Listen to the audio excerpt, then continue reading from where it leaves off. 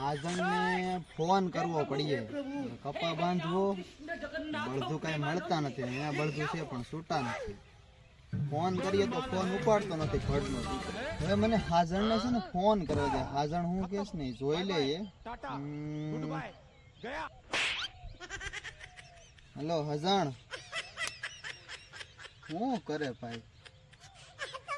તારો હાથી છૂટો હોય તો દેની ભાઈ બે દી. મારે કપા બાંધો યાર, કપા નહીં બાંધો તો મારે કપા બગડી જાય યાર. કપામાં મારે હારામ હારો. કેમ ભાઈ નહીં એટલે અમારા હાથી હતા ત્યાં સુધી તમે હાથી હતા ને, તમે બે દી હાથી આવ્યા તમારી ઘેર હતા, તમે ના પાડવા માંડ્યા.